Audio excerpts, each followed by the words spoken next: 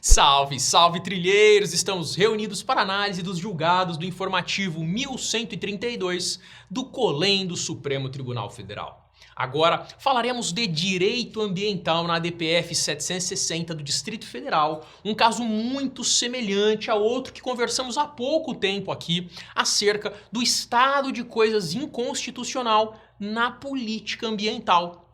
Vamos ao nosso destaque? Não há estado de coisas inconstitucional na política ambiental de proteção do bioma amazônico, uma vez que está em curso um processo de retomada do efetivo exercício desse dever constitucional. Vamos fazer um recorte, meus amigos e minhas amigas. O que seria a declaração de estado de coisas inconstitucional? É basicamente uma declaração judicial de que a partir de agora nós reconhecemos que tudo está errado na esfera de um determinado bioma, de uma determinada matéria, seja ela social, seja ela ambiental, seja ela, enfim, das mais diversas searas da nossa vida, e que, portanto, nós teremos que adotar alguns mecanismos para entregar o mínimo existencial para essas searas. Ou seja, como eu não consigo proteger o meio ambiente de forma adequada, eu aceito que ele será depredado, mas que eu vou manter o mínimo ali da floresta de pé. A ideia do Supremo Tribunal Federal é dizer não à política de estado de coisas inconstitucional na seara do direito ambiental. Não é a primeira vez que nós vemos esse afastamento do Supremo Tribunal Federal, a declaração de estado de coisas inconstitucional na política ambiental. Em síntese, o STF diz o seguinte: conquanto nós tenhamos muita dificuldade em preservar a natureza, em evitar o desmatamento, em reflorestar, nós não estamos declarando o estado de coisas inconstitucional porque existem várias políticas em curso para restabelecer uma estabilidade no bioma amazônico, no Pantanal e assim sucessivamente. Vamos ao nosso histórico.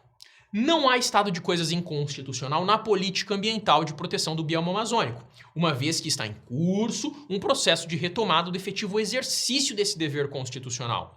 O processo de reconstitucionalização do combate ao desmatamento ilegal na Amazônia e do exercício da função protetiva do meio ambiente pode ser verificado com a reativação de programas e das obrigações assumidas, especialmente através do Plano de Ação para a Prevenção e Controle do Desmatamento na Amazônia Legal, é o PPCDAM. Assim, embora se identifiquem falhas estruturais na realização de políticas públicas do governo federal, afasta-se o reconhecimento de violação massiva de direitos fundamentais na referida política ambiental. A proteção do meio ambiente não é uma opção política, mas um dever imposto pelo próprio texto constitucional. Dessa forma, para evitar o inadmissível retrocesso das medidas protetivas, além do compromisso institucional do governo em cumprir e detalhar os meios adotados para alcançar os objetivos dos respectivos planos, mostra-se necessário o cumprimento de providências determinadas pelo Supremo Tribunal Federal. Entre as determinações, merecem destaque a redução do índice de desmatamento na Amazônia Legal para a taxa de 3.925 km anuais até 2027, correspondente a 80%, e a continuidade de ações para que os níveis de desmatamento ilegal em terras indígenas e em unidades de conservação seja reduzido a zero.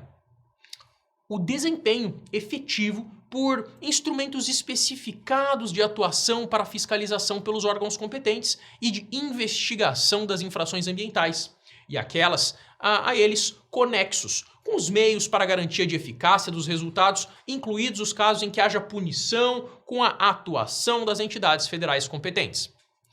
A transparência na disponibilização de informações sobre o cumprimento desse plano de combate ao desmatamento e dos comandos determinados pelo Supremo Tribunal Federal, com a apresentação de relatórios em linguagem clara e acessível em sítio eletrônico a ser indicado pela União e até 15 dias, com atualização mensal e ampla publicidade. A abertura de crédito extraordinário ainda no exercício de 2024 para assegurar a continuidade das ações governamentais com a notificação do Congresso Nacional sobre essa decisão.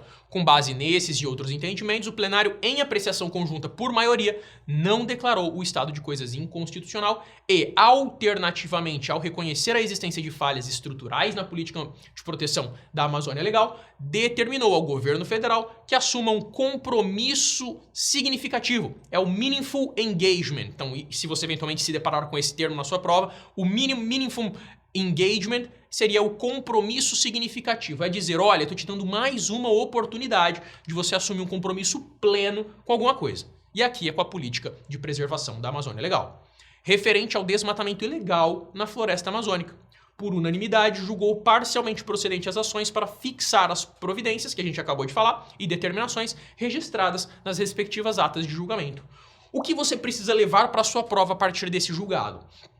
Que o Supremo Tribunal Federal vem sistematicamente se afastando da declaração de estado inconstitucional de coisas na política ambiental. Acredito que o medo dos ministros é abrir uma brecha, abrir um precedente com uma eventual declaração de estado de coisa inconstitucional nessa seara e que, de fato, aquele bioma desapareça, que aquele bioma fique relegado e sem uma proteção efetiva, uma política efetiva, que não é uma política de governo, mas sim uma política de Estado, porque a própria Constituição Federal determina a obrigação de cuidados com os biomas. Por isso, para sua prova, leve que o estado de coisa inconstitucional está sendo rejeitado na seara ambiental. E, paralelamente a isso, quando o Supremo Tribunal Federal rejeita essa ideia, ao mesmo tempo, ele exige do governo um meaningful engagement, um compromisso significativo para tentar reduzir o desmatamento, para tentar reduzir a poluição e para tentar aumentar o reflorestamento e a proteção ambiental. Combinado? A gente volta já já aqui no Trilhante.